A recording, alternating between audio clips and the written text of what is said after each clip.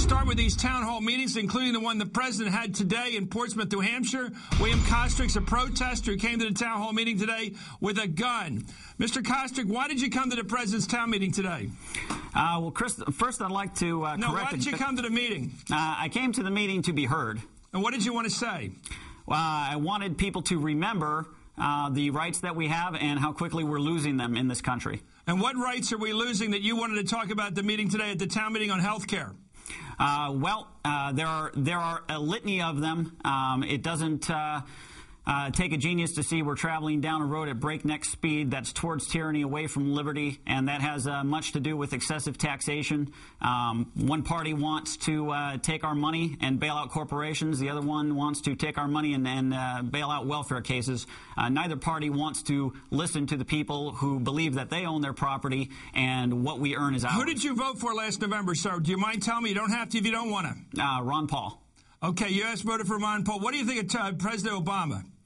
I think he's a great speaker. I'm surprised that he calls himself a constitutional scholar. Do you have any problems with his legitimacy as president?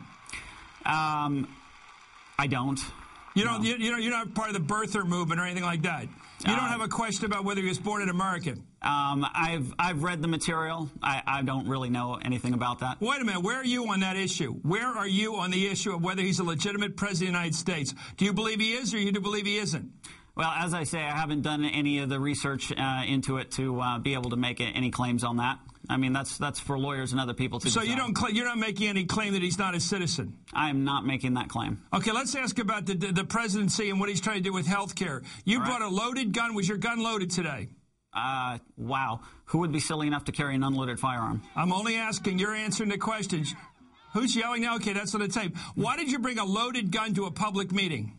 Well, here in New Hampshire, I know the law. You can chew gum at church. You can do it. You can ride in on a pogo stick. There's a lot of things you're legally allowed to do. Why did you bring a gun to a meeting with the President of the United States, given the violent history of this country with regard to presidents and assassinations? Why'd you bring a gun to a public event with the president?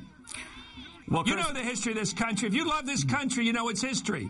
Well, you know we've had a problem with people with guns at presidential events. Why'd you bring a gun to an event with the president? I do know history, and the history is that our forefathers fought for the right to keep and bear armed, and they believe that every person should be armed. Everybody knows that. Okay, well then... Well, why did you bring a gun to a presidential event today? That's not even a relevant question. The question is, why don't people bear arms these days? Okay, let's ask. Okay, you brought a sign that said the Tree of Liberty has to be watered with the blood of tyrants, and you're carrying a goddamn gun at a presidential event. I think those things make people wonder what you're about. Right. The sign didn't say anything about blood. Of course, what did it say? It's time to water the Tree of Liberty. And where did that come from? That line? It's a quote from Thomas Jefferson. And what's the rest of the line? No, the rest of the line is for people to look up. It's not a soundbite. They need to understand the context. What's the rest of the line from Jefferson? The Tree of Liberty must be refreshed from time to time with the blood of tyrants and patriots. Okay, well, you're carrying a gun and you're carrying that sign, and you don't think people should worry about you? No, I don't think people should worry about me. Well, let me ask you about the history of people that carry guns to presidential events. Tell me that history, sir. Are you speaking of a particular event? I'm talking about people who bring guns to presidential events in history. Tell me their history.